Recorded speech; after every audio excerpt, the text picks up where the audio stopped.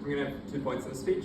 Firstly on union efficacy, and secondly on buy-in to unions. Obviously those points overlap a little bit, like if the union's more effective, more people buy in, if more people buy in, it's more effective. But we're going to uniquely prove why each of those independently stands as a reason why you should give this debate to opening government. I couldn't think of any specific points to set up. Happy to take clarifications if there's anything that's unclear. Firstly, on efficacy. The way I just want to give at the start of this point is that unions don't matter unless you actually get change that matters to people. And the additional way that I would give, which I guess is less contentious probably, it's more contentious, is that more specific demands are often more important to the people who are going to receive the benefit of that demand.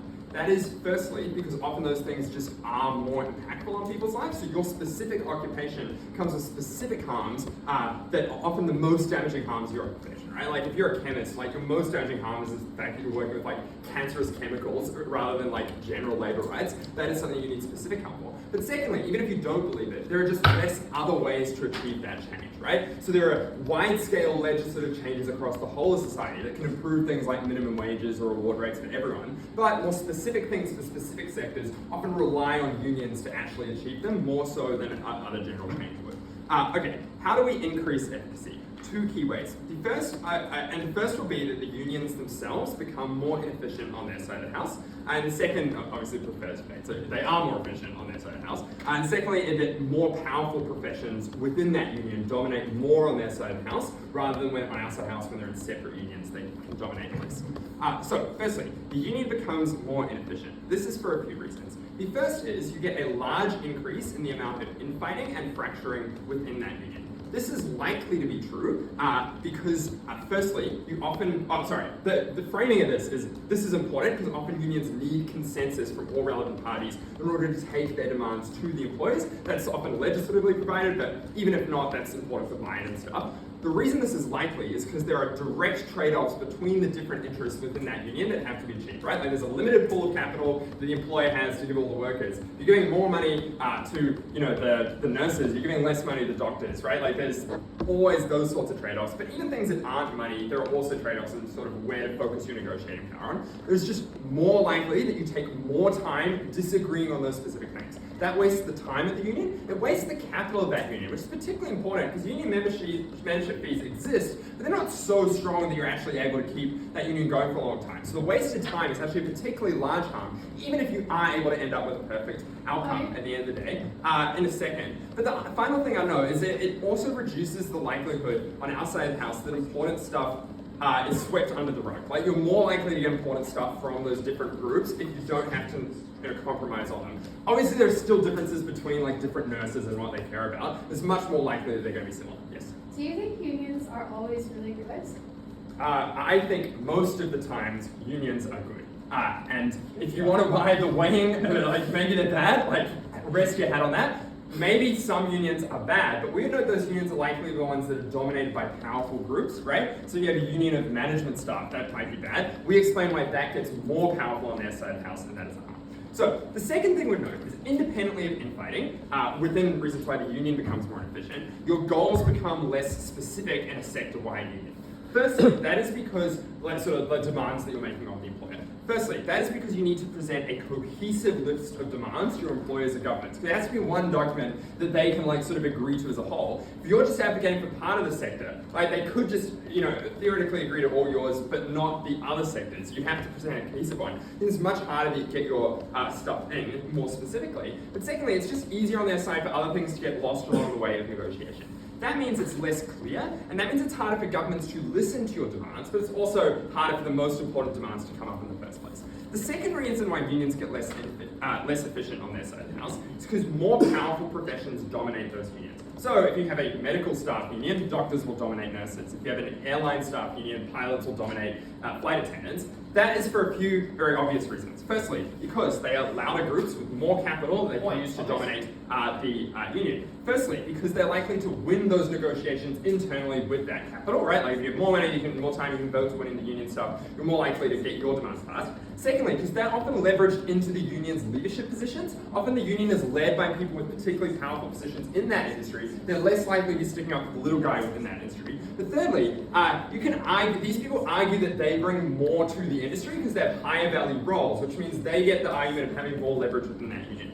Secondly, we would note that governments are more likely to appease the demands of people like doctors, of more sympathetic, high-value jobs, which means in the negotiating process, when some things get traded off, noting again that the leaders are likely to be the ones who are pilots, who are doctors, they're more likely to sacrifice the other jobs, or the things that would be good to the other jobs. But thirdly, because management positions often are just included in their unions and aren't announced, right? So that is firstly just by virtue of their encompassed in the industry, but often the management just like sneaks in. You put like the middle management in the union. Note they have a revealed incentive to do union busting. Things like Amazon do union busting all the time on their side of the house. What happens now is you have management within your union who actively works to undermine the things that your union is doing. It's particularly damaging for your ability to actually get any change passed. I would note, even our worst case counterfactual, which is like, oh, obviously the doctors' union is stronger than the nurses' union if they're separate unions. It's better that those claims get voiced in the first place and the government gets to listen to both of those claims. We think it's a logically prior harm that they don't even get put in front of the government in the first place. So, why do we also increase buy-in? For three key reasons. Firstly, internal buy-in goes down on their side of the house. Because, firstly, people don't want to join a union with their boss in it. They don't feel safe expressing their concerns. They don't want to, have management reflected in the union. Secondly, they just have less faith in the efficiency of that union. Firstly, if you believe my previous point, you must believe this is true. But secondly, just because there's less people that you see that are like you in that union, less people with your job, less people that you think represent you particularly well, you're less likely to sign up, less likely to donate your membership fees, the union struggles as well. Secondly, you get more external buy-in outside of the house because the public is more likely to understand the specific demands and why they're important to those industries on our side of the house. Secondly, specifically for students and other people who are sort of like the grassroots of sort of strike campaigns, they're more likely to get behind that sort of buy-in as well. The final thing I would note though is you get less funding for unions as a whole on their side of the house. That is because partly it's because of buy-in, right? Like you get with buy-in, you get less funding. But importantly, it's also easier to justify cuts to the union through legislative power if the individual unions remain relatively large, right? So you can say, we're cutting power to unions, but look, the unions are still pretty strong and pretty healthy. It's easier for the voters to get on board with that. But you don't, on our side, you get the argument of like, no, you just mute the nurses union. They have nothing else left to stand on. All those reasons, unions are stronger and they get more done, we propose.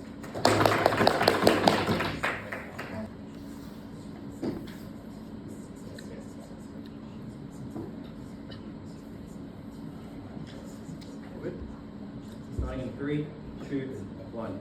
4 things from this speech. Firstly, efficacy. Second, representation. Thirdly, the workers who are not in unions on either side of the house. And fourthly, corporate capture as it exists in the world. So, I'll note that the problem with opening government is that they don't prove why unions, when they get to the table, are actually likely to be comparatively more effective. All they do at best is establish that when they get there, they might get there a little bit quicker and people might be a little bit happier. That's insufficient to win the debate. What this team needed to do was explain comparatively why the set of resources they have and the set of leverage would be particularly useful in convincing employers compared to sectorial unions, because those are the people from whom change comes. So, with that said, let's look at efficacy. The first thing I'm going to do in this point is just prove why unions are larger and then use that to explain why they're comparatively so much more effective than this opening government team. There are 3 reasons why unions are likely to be larger. The first is that because you don't have specific individual roles for members, or you don't need every individual member to contribute to a high degree, because you have more people that you can pull from across the sector. And that means that for many individuals, these unions are less time intensive. It means that the buy-in is far, far lower. It means that union being seen as demanding is not necessarily as high. But in the same way, even though you don't have to show up a lot, you know that there is a large amount of people who are working there who can be committed, and they are working for your interests. They're probably people who have significant expertise from the industry, and you're drawing on a much wider set of qualified individuals, which increases your faith in the union. The second is that obviously the labour market at the moment is quite flexible in many contexts around the world. People often move jobs, particularly people who might need unions and are in precarious roles. And that in many instances means that they don't want to pay union fees because they don't know how long they're going to be in that job. However,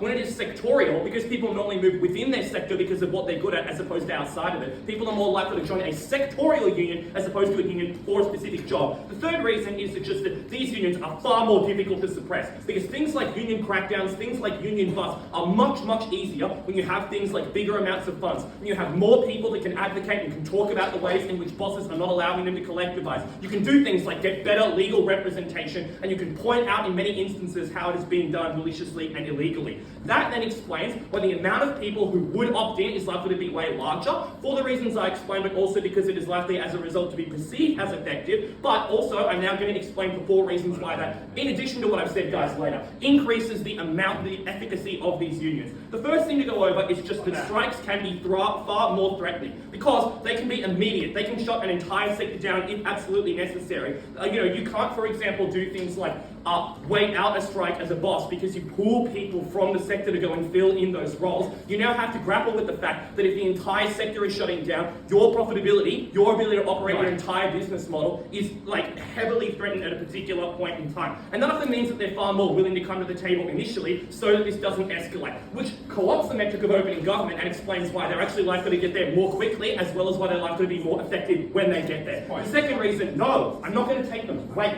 The second reason is that larger, more funded unions can do things, as I've said, like get better legal representation, like get better rewards rates. They can do things like, pull for things like emergency strikes. They can actually threaten to take companies to court, and companies and industries know that they're likely to be sufficiently effective in doing this. Like they're able to have legal representation that can point this out. The third reason, as I've already explained, as a result of all these things, is that people are more willing to join. The fourth reason is that anti-union actors, as I've explained, can't function as much, and it's more difficult for politicians to politicise certain individual unions. See what John Howard did when they politicised the Builders Union in Australia. They said things like, this small group of people is holding the economy hostage. It's far harder to, for example, convince people when that's true, when there's an entire part of society that is saying our entire fucking industry is oppressing us. Like, that's a much bigger population of the voting majority. It's a much bigger issue. It's much harder to convince that entire group of people is not acting well. The second argument I'm then going to talk about is representation, CG. Do you think any other factors than the number of people striking might be important to the success of that strike? I'm going to talk about it now. So, representation. The first thing I'm going to establish is why they're going to do a good job and why they're going to get on, which is also going to implicitly respond to opening government's material about fracturing. Here are 4 reasons to believe why they're likely to have incentives to listen to members and to do a good job. The first is that you still have to compete against other sectorial industries, right? So there's a level of competition there. The second is that you have to convince people to obviously pay fees, which is another reason why people are likely to, even if they're not showing up regularly, expect some amount of efficacy and expect to feel included in decision-making processes. The third thing you have to do is, if you believe that you have more money, you can also do things like hire more people to, for example, do a whole bunch of admin. It means that you can engage with people better. It means that, for example, people are more able to, for example, actually have their concerns heard as being opposed to being put on the backlog. But the final thing is that in many instances, they're democratic. Now, Will says you're likely to be dominated by the absolute richest people, but this mechanism explains why that's not true, because the richest professions of doctors in an entire medical industry is clearly the smallest minority of people in that sector. Like jobs that don't require as much skills, for example, are far more proficient because more people can do them, which explains why in the instances when doctors are elected, for example, or high-rich professionals or whatever, they actually are likely to care about the sector as a whole and be incredibly represented. The final thing I'll touch on here is just that many of these people have common interests. Opening government says that they don't, which is why they'll be fracturing. But clearly, in many industries across the world, things like wages and awards are not sufficiently guaranteed for people. Protections of workers' rights across entire construction sectors in places like Sri Lanka, where factories are collapsing, is not sufficient. And I would note that if we prove that they are more effective, it also means they have a greater capacity to do things like help each other out when one individual group within a sector is having a problem. For example, if there are teachers from a particular union, if it's like an education sector, right, and some group of teachers are having a problem, you now, when you have much more capital, can take some time off to help them in the short term if it's particularly pressing. And I would know you would want to do that because you want to keep them in the union, which flips that. But second of all of this then explains why people can reach consensus fairly quickly, and when they do reach, they're likely to be better at actually implementing things. The third thing I'm going to talk about is just how workers who are in these unions are benefited by this. And obviously there are people on both sides of the house that can't opt in because they are so time poor they cannot absolutely pay their union fees, and maybe in some instances they don't want to, they feel disillusioned. Obviously sectorial unions are still good for those individuals because there are exogenous benefits that they get just by being in the sector when those things are protected. That comparatively does not exist on their side of the house. So even if Will is correct and doctors make up the majority of the medical sector union, that's good because nurses often don't have the time to enter these unions in the first place when they otherwise mightn't be cared for at all. So the argument is uncomparative. Sam will elaborate more on corporate capture, but the basic idea is that governments are susceptible to corruption. having a big sector, much bigger bargaining power, all the previous mechanisms would explain why they're less susceptible to things like corporate capture in those instances and union busting. And obviously they're still going to come because they want resources, they can't play each other up against the developing world, they need, there's already huge capital costs, often the labour is still more relatively cheap, often the regulation, for example, is still preferable comparative to the developed world, which explains why you often prevent the worst instances of union deregulation in those areas. Proud to OO. I'd like to thank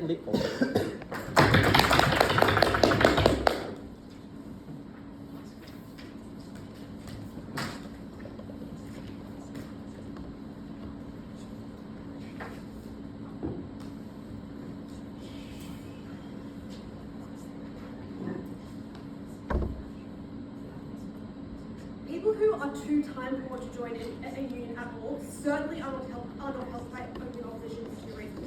First of all, they are the most likely to occupy the low-paying level jobs that we explain to be more likely to effectively solve on our side. That is, these unions, when they are, by our characterization, dominated by, for example, doctors instead of nurses or directors instead of writers, are far, far less likely to help the people who cannot opt in either world. But second of all, because Ben's piece of characterization that, well, you still compete between industries is quite bizarre, because the most important discussions that happen between unions are not about the way the labour force or net is working. In fact, I'm not even sure what kind of competition they are describing. It is far more likely that they concern themselves with direct and tangible trade-offs within the industry. For example, what ought studios give to writers, rather than how ought studios compete with entirely different industries, or how much should universities have to pay casuals, how much insurance should they give them, instead of how education compete with agriculture. Obviously those things are far more tangible, and those are the things that we get in our world. I'm going to do two things in this speech. Firstly, I'll explain what I mean on efficacy, and second of all, I'll explain what I mean on buying. First of all, in terms of efficacy, this is the most important consideration in the debate in the ways that we describe particularly, that is getting change more effectively and more specifically for the groups that we describe for three reasons. First of all, we would know that efficacy solves the buy-in question. That is, a more effective union is one that achieves more tangible outcomes, and that is likely to get more buy-in. And that is more likely to get more buy-in than, a big union, which is the kind of opening competition, for the reason that, by their own characterization, people are time poor, they don't have a huge amount of time to research what the union does, to, opt into things that they think are useless. If your union is made up of people that are like you, if it achieves change in ways that you can conceptualize as important, you are far more likely to join. That is why efficacy solves the buy-in issue. Of course, the union is bigger, that does not explain why it's more effective. Second of all, we know that our efficacy material brings change to the most vulnerable people in that industry, so many people believe that the change that we get is slower on our side. We would prefer that to no change for the people who are more vulnerable. That is nurses, that is casual academics, that is writers instead of directors. That is important. But the third piece of weighing here is just that. Not only are these people that we help the most vulnerable, but the changes to them are almost zero-sum. That is, in their world, they have literally everything to lose. Their issues do not get brought to the table. They get literally nothing. We would prefer we get slightly slower change to literally no change at all. Let's deal with the claims from opening opposition. The first claim is just, well, strikes are more effective when you can mobilise the entire sector. A couple of responses. First of all, there is a missing premise there, which is that you can mobilise the entire sector. It is extraordinarily unpopular within sectors to strike. You have to go without money until the government agrees to your demands. You also lose a huge amount of political capital from other people. For example, when teachers strike, students and parents hate it. These things are unpopular. Mobilising an entire union towards doing this kind of thing for a niche, for what they will now perceive as a niche cause, is far, far less likely. Which explains that maybe they shut down the entire sector to help doctors, but they never do it to help nurses, and that is terrible. But second of all, we would note that maybe in their best case this explains why the change they get is quicker, or why they are likely to strike quicker. It does not explain why they are more likely to strike for important issues, and we explain that is very important. The next claim is, well, I guess the more charitable suggestion of made there is just that, well, the union has more money and more capacity to do things like it's bigger. But a number of responses. First of all, even if that is true, it is only valuable if they do good things, and we explain two things that get literally zero response from that speaker. First of all, this is a mechanism for infiltration by management who do currently have a revealed preference to try and engage in things like union busting, and now it is perfect. You just send one of your management members down, get them elected in a position of power in the union, and the union is functionally useless. That is so easy, and even if you believe the likelihood is small, the risk is enormous. Second of all though, you just get, or some professions just in our world get no say, we explain to you in Will's speech to no response why they are structurally the most likely to be the most important. But second of all, we explain that inefficiency costs money. So for all of the, additional people and additional dollars that they get, they have to waste so much time and so much money on fracturing, because we explain to you there are direct trade-offs between members of different industries. Now they will do an enormous amount of fighting. Ben's response is, well, they still have to compete against other sectors. I deal with that already. But they explain, I guess, that there are still some incentives to kind of do stuff. First of all, that inflates incentive and capacity. Maybe you have an incentive to, make the union good for yourself. You don't have the capacity to make it good for everyone who are likely to argue. Second of all, though, we would know that it's easy to just be nominally democratic, but not actually democratic. That is, you can quite easily change the democratic processes within the union to make them seem as though you are doing something. But it's not an actual democracy. You can rig elections so that doctors always get these positions. You can infiltrate them with management, and that's terrible. And that is terrible. For that reason, they are not effective. The next thing I'm going to explain is just that mediation between unions is better than mediation within unions, and that is why you should refer outside. A few things to say. First of all, we would note that the mediation processes that operate between unions and management, or unions and government, are more likely to include formal processes to include fairness. That is things like enterprise bargaining agreements, things like mediation and discussion, which ensures fairness. Those things are more likely because they're often codified by governments, they are codified by large bodies, and they are ruled by contracts, because there is political pressure for governments and other institutions to create those things, which suggests that by the time you get to the table, the process is pretty fair. The priority then is making sure that the right concerns get to the table, and that is what you get from opening government. That explains why that's the most important. But second of all, as we explained, at least there is a chance in our world that important concerns get aired, and that is when you can get buy-in from other people. For example, if you are an academic, you can get buy-in from students only in our world when you voice those concerns, and that is when those things become effective. The efficacy after you've brought it to the table is pretty certain. The important thing is making sure that the right priorities get aired. I'll take first.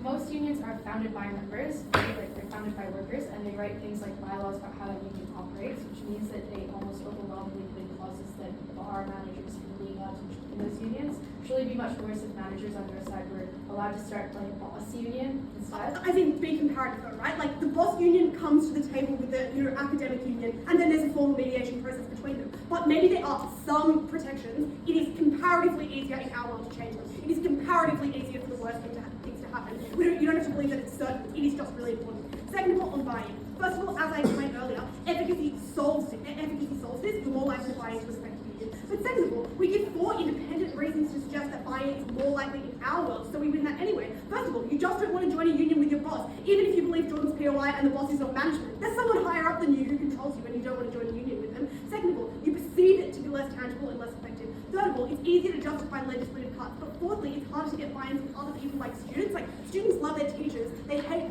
a manager, or they hate the course coordinator. They're less likely to buy in. No response to any of that from Ben. Sound is probably too late. Weigh that against them. Well, you are less likely to get casuals. First of all, you are less likely to get casual transient workers. First of all, you've done the training. Most people don't change jobs that drastically for this to be an issue. And second of all, you can just join a union and then leave.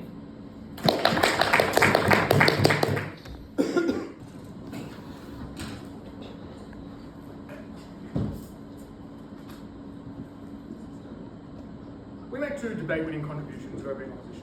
The first is simply the fact that through the fact that you have more members, through the fact that you occupy a wider range of positions that are harder to replace in the event of a strike, unions, when they are sectoral, simply have more leverage. When they withhold their labour, which is literally the only way that unions are able to extract concessions out of management, out of their employers, you are far better able to weaponise those strikes. They become far more financially damaging to governments, to employers, to Fair Work Commissions, and you force them to take your interests seriously.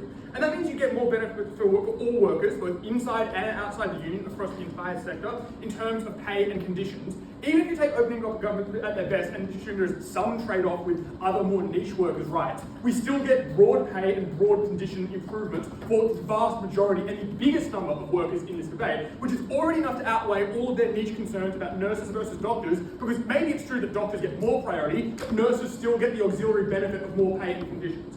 The second benefit we bring that wins the debate is the explanation that it is significantly harder to do things like union bust and blame a broad sectoral union rather than a niche narrow group. Ben gives you the example of the Builders Labourers Federation, which John Howard was able to obliterate. But note that Tony Abbott was not able to shut down the CFMEU, despite the fact that it was a militant union, because it represents multiple sectors, a broader section of the economy that is far more economically damaging, that has far more leverage and far more capacity to exercise its power over unions, over bosses, over the economic sphere. Yeah. We impact the most people in the debate, we impact the most vulnerable in the debate, and we get you the largest scale benefits that will outweigh anything here from either closing team, let alone opening government, and they're pretty pathetic benefits. Let's deal with them, the responses we get to explain why it is that why the responses they give to this case at DPN. They just say, well, it's kind of hard to do wide-scale strikes, and therefore you wouldn't do it. The first problem with this is that all the reasons Kat gives are reasons why strikes in general are hard, like workers give up pay. That is literally symmetric, no explanation of why it's uniquely hard. But secondly, it ignores Ben's mechanism of the fact that it's harder to strike break in our world. Because in their world, all you need to do is find specialist replacements for one specialised job. Like when Ronald Reagan broke up the traffic controllers union, you just found alternate air traffic controllers who were not in that union to bring them in. But if it's sector-wide and bosses suddenly have to fill in hundreds of different jobs with different requirements of specialisation, with different needs, it is significantly more time-consuming and expensive for them to do so, which is why the strike has significantly more leverage in our world. Secondly, we explain also at Ben that you get, as a larger union, more collective funds to do things like fund your members through the duration of that strike, to be able to do things like make sure that they are well looked after. So it is actually significantly easier to strike when you have large numbers of people in more solidarity than when you have a small niche, relatively replaceable strike as open government rely on. And I think just empirically, we can point to the fact that the teachers union in New South Wales at least has been on strike for like 10 fucking years because their classrooms are underfunded and overcrowded, and it has not achieved a fucking thing. Meanwhile, the CFMEU, the tradies of Australia, are some of the best paid with the best working conditions in the country. All empirical examples point to the fact that sectoral bargaining is the only thing that forces governments and employers to actually respect the rights of workers. Before I move on, I'm going to briefly burn the extension about corruption, which CEO I think flagged a point of information, because frankly they're more threatening than the government mentioned in this debate. Corruption is significantly less likely when there's sectoral bargaining, simply because you have more broad representation, there are more people. So it's harder for small well-connected networks of people to take over a much smaller union than it is for them to take over a bigger union. It's harder to do things like stack elections and stack union branches. That explains why corruption is significantly harder in our world, and why unions are broadly pretty good and effective. Alright, let's talk about effectiveness. We offer several uncontroversial reasons that sectoral is better, which I flagged in my introduction. You simply have more size, which gives you more resources, more leverage, more effectiveness. Stop badgering Will.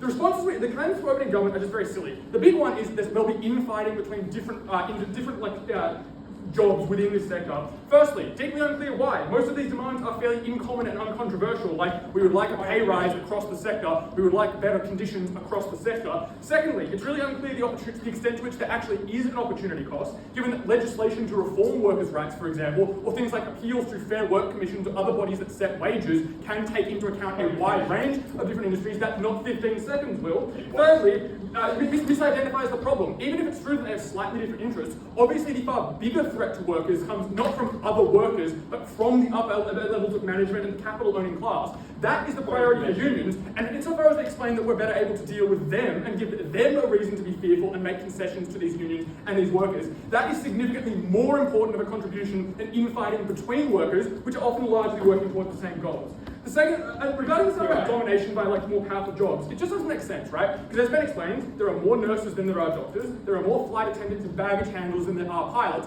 and given the democratic structure of elections, CEO helpfully pointed out, it is extremely easy for them to work out who is actually likely to get elected, make sure that anyone who does get elected, even if they're a doctor, will still take into account the interests of nurses because they're accountable. They can get voted out as union leaders, they can get voted out as branch presidents if they're doing bad things. They claim that you can rig or infiltrate elections is crazy, because obviously the more voters you have, the harder it is to infiltrate with someone who's a fake. It's harder to do that when there are more voters, more able to work out, hang on, we don't know who this person is, we think management might have sent them, than it is in a small union where you would need to convince far fewer people that they are, that you're actually on their side and end up ultimately betraying them. And also the stuff about infiltration isn't even an important impact, because you can obviously just vote them out if they do a bad job in the next round of contract negotiations, so it's certainly not a permanent or irreversible harm compared to the permanent certain benefits we get of better legal representation, better advocacy, better lobbying of governments, and better leverage during strikes. That's why we're already very thoroughly thumping opening government. Closing. Yeah, do you think the recent strikes in Hollywood have been successful?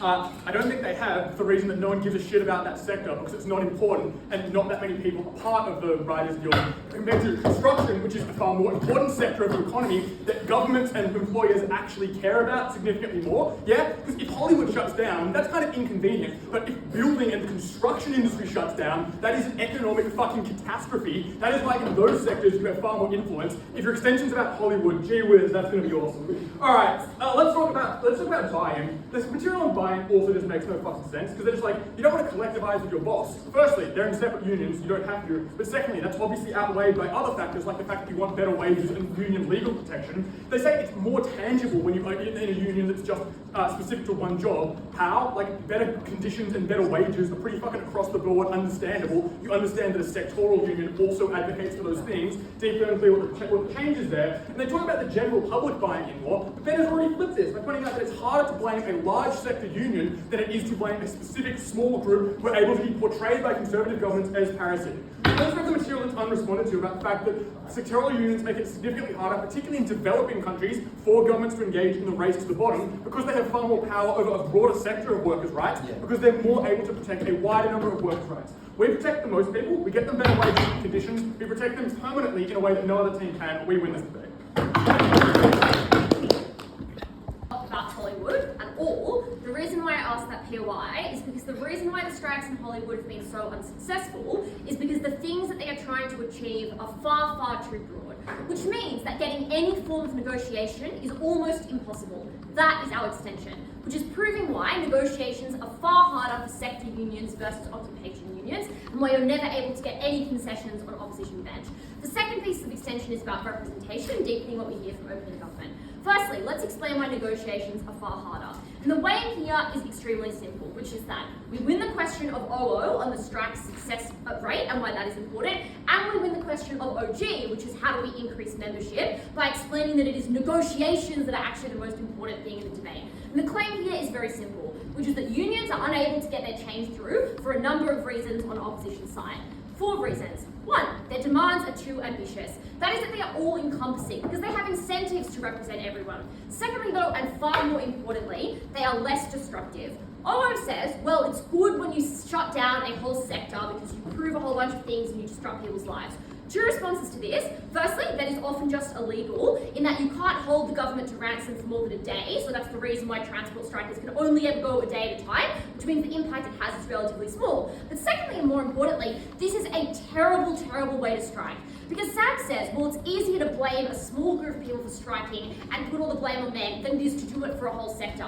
That is so clearly not the case. Because when a whole sector strikes, that's what disrupts people's daily lives. It what means that people can't get to work. It what means that uni students can't get educated, and that is what the public hates. So it means that instead of the public being sympathetic to the people who are striking, instead they hate the people that are striking because they feel like they are damaging their lives. They feel like they're disrupting their routine. So instead they actually are favourable to the government because they feel like the government is being hard done by the strikes. That should make you believe that the way the public internalizes and interprets strikes on op bench are that unions are being destructive and selfish, and that the government is not doing the wrong thing, the strikers are doing the wrong thing. Versus on our side, we can actually use smaller groups of people, that disrupts it less, and it's easier for the public to understand because their lives are being less disrupted. You should believe, panel, that individuals are extremely selfish and that the best way to get them on board is to disrupt their lives as little as possible. We know the fact that the way strikes have worked historically have been incredibly unsuccessful, and op bench has proved literally no empirical examples of really successful industrial strike action over the last 20 years. So, what that should make you believe is that companies on their side can collude with the government to be able to get the best outcomes for them by using sector-level strikes as like an ironing board for getting them in trouble. Why do we think public sympathy is important in this debate, and why it is important to get strikes through? First of all, they represent a massive voting bloc, and so when you're able to, petition to them why your individual strike is more important, that means you're more likely to get things through. Second of all, they're the ones that dictate the narrative, and they're the ones that dictate the blame, which means, third of all, the media is likely to latch onto their narrative. And when the media latches onto them being the one that is doing the right thing as opposed to the wrong thing, that's when you're able to actually get change through. Note the fact this is more important than what OG says, because they're like, well, the public can understand specific stuff more. It's not about the public understanding, they can understand on both sides. It's about how they feel about the strikes, and they're likely to feel better about it at the point where they're being less disruptive. Thirdly, note that it's far easier on our side to get flexibility, and that's because you have competing interests of sectoral strikes, and that is bad. Fourthly though, factions each want credit in that they want to acclaim and attribute the success of a certain strike to their own specific occupation, which means that the environment of the striking tends to be relatively toxic. Note the fact here, strikes have historically been unsuccessful. During transport strikes, when they were arguing about things like pay and about building more trains and about changing the location and schedule of the trains, unsuccessful. Note that education strikes, super unsuccessful, they disrupt uni students' lives. Note the writer strike, as I told you in my introduction. This means that we would rather occupational strikes, they are likely to be more successful. Why do we think negotiation is important? 3 things which I told you in my introduction. Firstly, it wins the question of the strike success rate. Second of all, it wins the question of membership. But thirdly, it minimises the external and other suffering, because note the fact that less public disruption, less things like having to concede on your wages because your particular union is not inclusive, is better. Because when you can be more flexible, when you can negotiate more, that is when you're actually able to push more change through. Because it is only when you are actually able to have a working relationship with the government or a working relationship with your company that you're actually ever able to successfully and efficiently push things through, and that is what we uniquely bring you on closing government. Second of all, let's talk about representation, because the claim from OG is that you don't feel safe if your boss is in your union, you have less faith in your unions if they're not efficient, and that less people like each other in their unions. So, this is thin analysis, and we're going to explain stuff better. Note that representation isn't just about demand, it's about the role of unions, which means it's about things like the space unions exist in, it's about things like conflict resolution, which means that how people feel within their unions is important. So, it's not about managers being a part of them, as OG says, and it's not about the big guys being the leaders, it's about even when democratic elections within unions occur, it's about how you feel about those democratic elections. Because often things can be democratic but majoritarian, and we note the fact that it's not about corruption. There's not corruption existing within these unions. It's about the perception of the union and about the time cost of that union perception. Why do we think it is better when your union is occupationally based rather than sectorally based? No. Firstly, note the fact that who you are electing is now more specific to you. So note the fact that when you can individually elect someone that you understand or know, that means you internalise your union better. Second of all, you're more likely to participate in a meaningful way when you can conceptualise the demands of that union better. But thirdly, note that the specific leaders of the union that you have elected and feel better in, that trust in that leader means that you're likely to appeal to people better, which means you're also likely to encourage your friends who are part of your specific occupation to also join that union. Because note the fact that, obviously, corruption is not occurring in unions, that's not our claim, unlike opening government. Our claim is that it's about the perception of how you feel about the unions. And the impact of that is twofold. Firstly, it means that members are more involved in general, which is what allows us to unlock the impacts of opening government, saying that unions are better. But second of all, it means you're likely to recruit people and grow, which unlocks the benefits of OO, explaining that a bigger union is better. Because our claim is not that bigger is better, our claim is that more involved people is better. So if you have a smaller but more involved union, that is better than a bigger but less involved union, because everyone contributes their weight more. Our claims at the OCG have been very clear. It is only when you are able to successfully negotiate with the government and with your company that you're ever able to achieve anything in practice. This is clearly the most important contribution in the debate. It defeats all teams. This debate focuses on the marginal efficacy of unions, which is obviously marginal for the simple reason that on either side these people have unions. It is just whether they have a job-specific or a sector-wide union. But this neglects the most important kind of change in this debate, which is the type of changes job-specific unions versus sector-wide unions campaign for. Our extension will simply explain that when unions are more job-specific, those unions are able to wreak more havoc on society, engage in more anti-competitive practices, and engage in more socially disutile behaviour. This comes over the opening half because it brings in, firstly, an entirely new stakeholder to the debate, which is consumers of the very products that people are working for. But secondly, it is more important because efficacy is not a win in of itself, because if a union is more effective at doing bad things, then you lose the debate even harder than Govbench is already losing it right now. So, on anti-competitive practices. The mechanism is relatively simple, which is that obviously job-specific unions are a privilege of more privileged positions in society, things like, professions like lawyers and barristers and all that kind of stuff, who are able to engage in the capital and the critical mass to actually form a job-specific union. But also that specific professions want to protect and enshrine that job at the cost of any other interests within society, which means that they're able to and have the interest to lobby for things that detriment the market and detriment society as a whole. There are 5 ways currently under the status quo that job-specific unions detriment societies in really bad ways. Firstly, they often raise the barrier of entry to professions in order to artificially constrict supply and raise prices and raise things like waiting lines for people. This looks like barristers who put a literal cap on the amount of people who can be admitted to the profession. It looks like specialist doctors who lobby for loads of bureaucratic certifications so it becomes really hard to enter their position and get those networks. It looks like even taxi drivers prior to the release of Uber who lobbied for, license plate reduction so that there'd be less people who are able to become taxi drivers so they can charge really high fees for people who get onto those cabs. And this means obviously that you raise prices for the average consumer in society beyond a point that is actually effective, actually market efficient, and means that a lot of consumers are not able to engage in an activity that is otherwise good for the economy and good for everyone.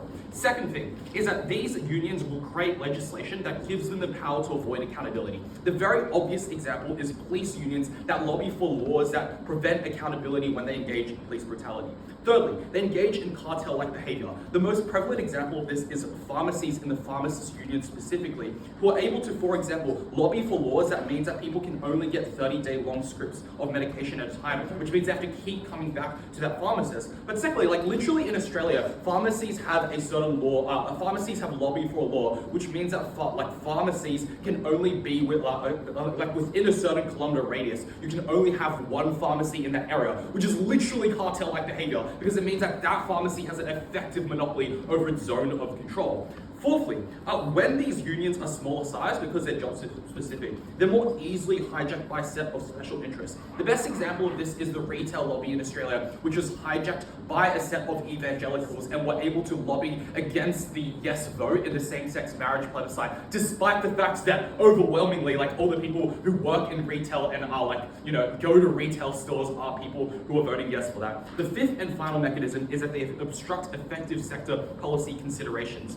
Which is to say that when the sector as a whole and the ecosystem as a whole might benefit from something, individual elements and jobs within that might be opposed to it. So for example, within the healthcare industry, nurses are highly against and discriminatory against migrant workers because they see migrant workers coming in as competing against their wages and their ability to have that job. However, the ecosystem as a whole really needs migrant workers because we know there's a shortage of support staff within healthcare. This means that it's really hard for the average person to access really high quality healthcare because nurses are spread so thin, and the sector as a whole has those considerations and are likely to not discriminate against those migrants. But the individual selfish interest of a job-specific union is something that does not see those long-run or broader kind of implications because they only care about the very limited benefit to their specific job. Why is this important? Firstly, this creates a widespread harm to society, which is engaging in a stakeholder no one else is engaged in to start this debate.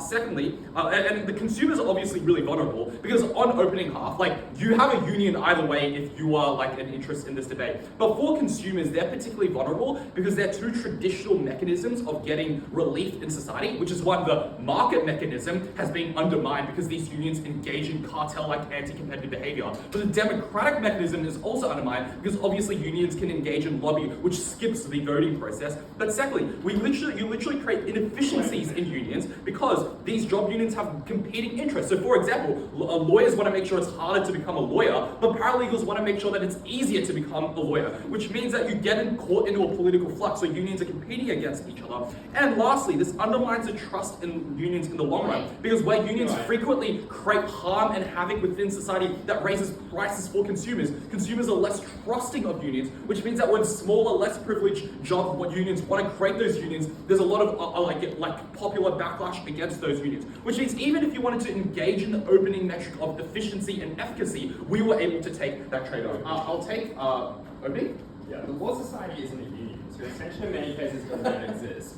our analysis explains why in the other cases it is worse if those powerful professions get to now dominate. So you need to understand the conception of these things. Obviously, the Law Society controls the uniform professional rules and enforces those rules. But it's the legal unions, the barristers' unions that campaign for that in the first place. The Law Society isn't the one that engages in political bargaining. So, lastly, why is it that sector unions don't have this kind of problem, and therefore we're able to claim OO's benefits of efficacy without the entailing harms of the stuff that we talk about? For the simple reason that a sector has common ground interests that don't exclusively benefit a single stakeholder. They care about things like the sector, health and ecosystem as a whole, which is important because care about health and ecosystem means you have to care about political considerations. You have to care about whether consumers in the long run are going to come and engage in this sector. It means that governments are able to have dialogue with the sector as a whole. And that means that parties that otherwise have competing interests are forced to mediate those different interests. And therefore, instead of engaging in short-run cartel-like behavior, they're more likely to campaign for things like general universal benefits, like safety and wages, and all the great stuff that OO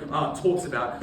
And this means that, pharmacies won't just do the kinds of things that we talk about. It means that, barristers can't just screw over lawyers because they have to work with the lawyers, which means the law profession as a whole increases maybe standards for lawyers, which is generally good for the market because it's not something that selfishly benefits one actor, but something that benefits the whole industry, which in turn is better for society. For these reasons, very proud to oppose.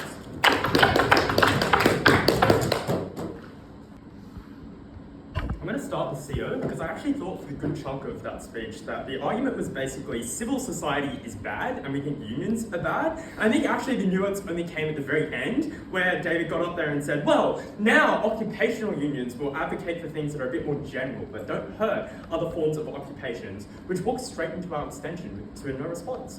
Because our extension explains that in attempts to try and represent all, actually you end up representing none. Because what you get is such a huge attempt to reach consensus, as Diskin described in their speech, where sectoral unions have to make a whole bunch of compromises and a whole bunch of concessions to the other forms of occupations that have to heap enormously outrageous demands upon employers, because it's employers that have to pay for more wages, it's employers that will have to pay for more rights, that there can't be any sacrifices to other individuals, that any company just needs to make. For instance, it just needs to be able to fire some people, unfortunately, for other people to be able to have the wages that they deserve. And what that means, I think, is ultimately they're unsuccessful to have negotiations that succeed in the first place. And as such, I think largely CO falls under the rest of the debate. But even if you don't believe that, I have two pressing questions to CO. One, being like, yes, unions reflect the self-interest of those own occupations.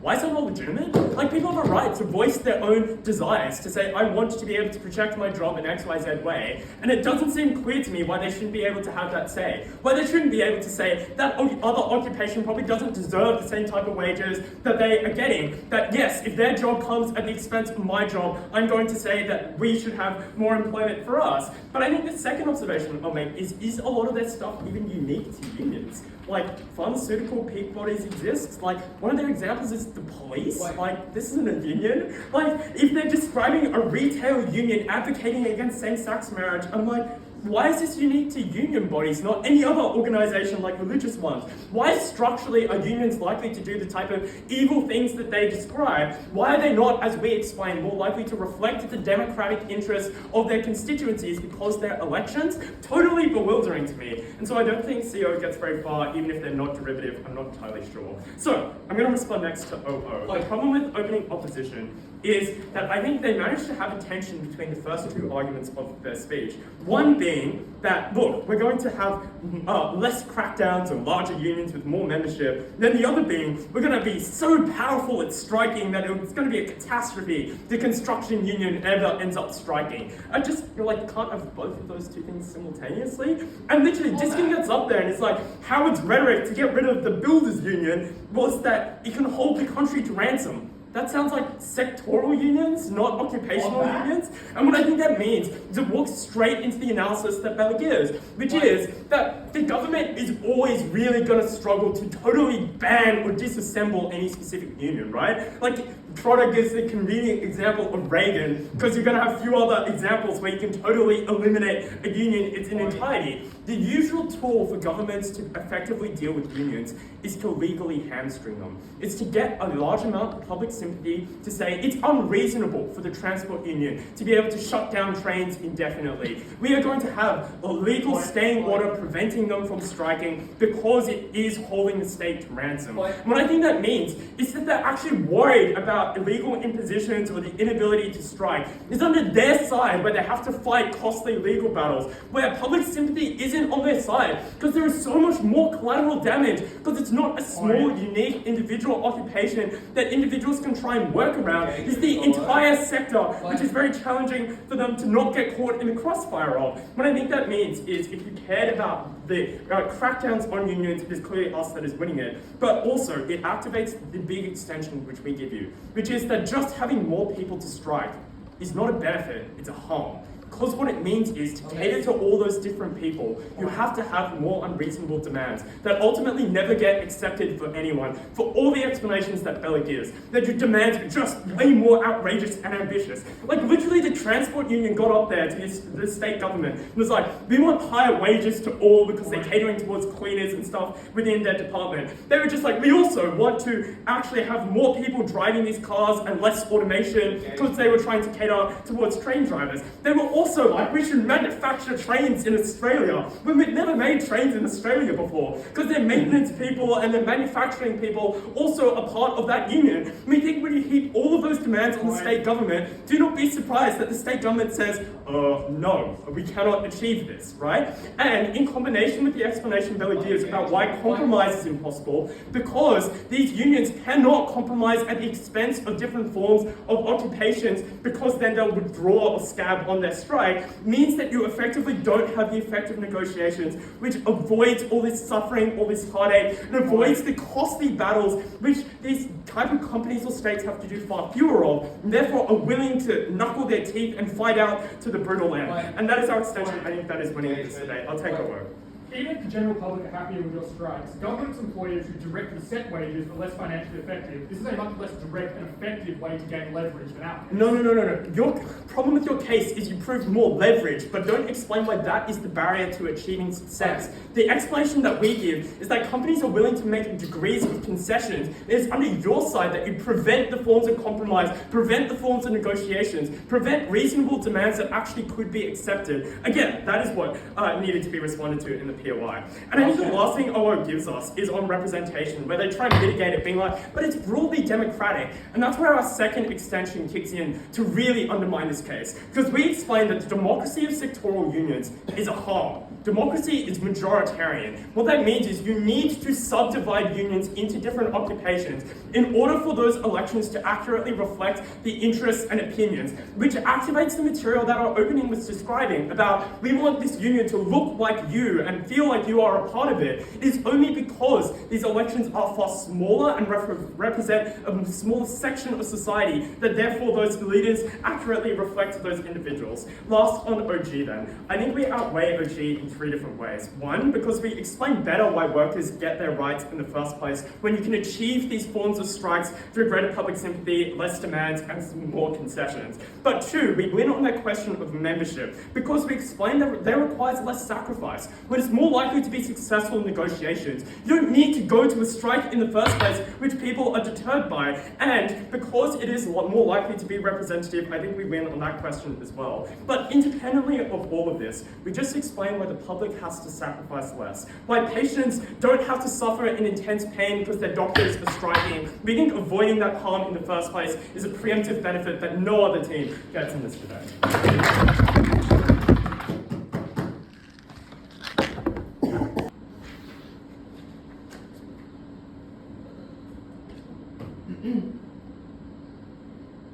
We win this debate in the simplest possible way because we identify that what unions need is not some nebulous thing called resources that other teams talk about. We identify that what they need is actually to make a correct decision about how to use these resources, to make the right policy decisions, to have the negotiations internally, and that leads to far better actions of unions. That is the most important thing in this debate, and that is what we can. And that is the problem that I think occurs in the rest of this debate, and the reason that it's not actually very good at all is because people just fight around membership, and they fight around money. They never actually explain why it is that this is going to lead to good outcomes, something we give you very uniquely at closing opposition.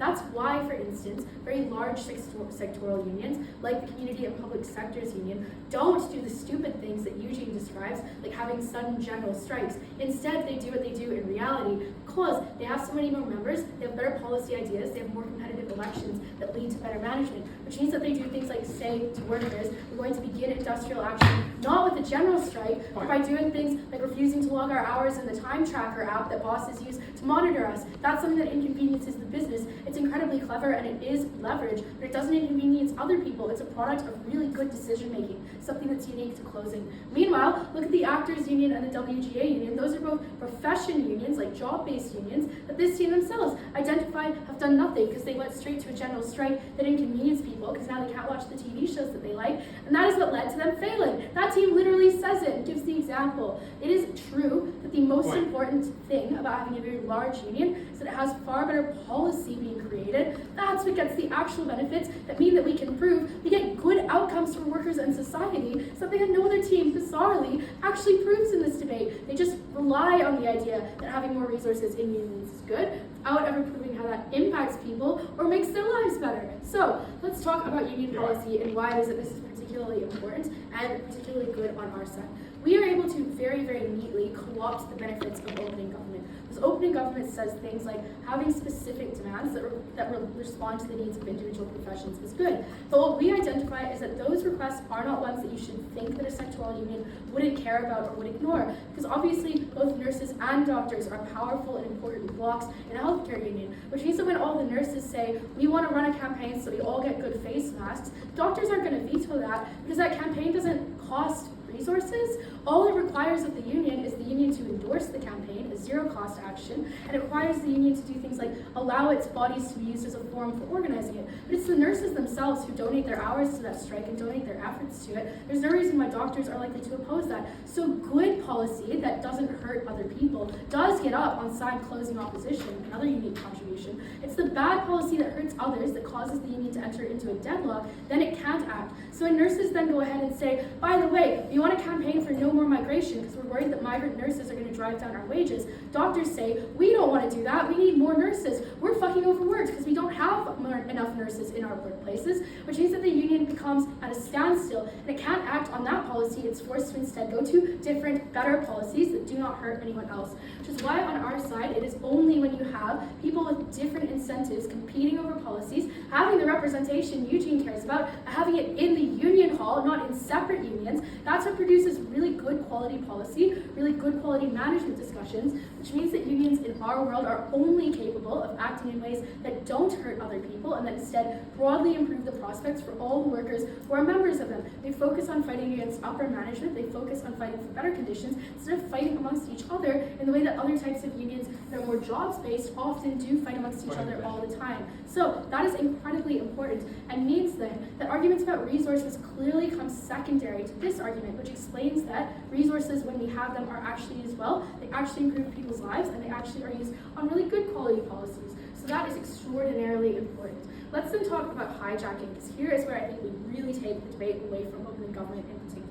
Opening government is mostly concerned about things like union busting and kind of silly things like, you know, your boss might join your union. This is quite strange to me because they rely on this, I guess, very kind of like undergrad who doesn't have a real job conception of how workplaces work, where they're like, well, everyone knows workers hate their bosses. You'd never join a union if your boss was there. But that's not true. Most people really like their bosses. My boss is awesome. My boss doesn't hurt me. It's upper management who fucking hurts me. They're the ones I don't like. It's only when you get to the point that your interests are more aligned with the business succeeding than they are aligned with common workers. That's where the enmity and resentment comes in. But at that point, those people don't join unions. We say they're literally prohibited from it. Because why on earth would a union not have a bylaw that prohibits something that is an obvious way of demolishing that union? That's why they have things like restrictions on who can join membership, and they vet their members. Obviously, they don't just grant membership to everyone. They require you to upload a level of proof that you do, in fact, belong to the sector that you say you do. That's kind of obvious and kind of clear in this debate. Which means that their form of hijacking doesn't occur. But what does occur is that when you have smaller unions that have less competitive elections, that have fewer people trying to get in and fewer people who are engaged, when you don't have a membership pool that is extraordinarily large and thus likely contains a critical mass of highly engaged people who care enough about that union to engage in it and hold it to account. That's when you can get things like this Shoppers and Distributors Association in Australia getting stacked out by a bunch of people who are ordinary workers, but also evangelicals. Now they control that union and they use union dues to do things like pay for fucking anti-same-sex marriage campaigns. Like, that's literally what the SDA did, and it's a product of that union being very small and having limited membership bases that allowed it to be stacked out in that way. And the reason this is bad, by the way, and like way worse than other types of lobby groups, is the other reason why unions are quite important is because they're unique.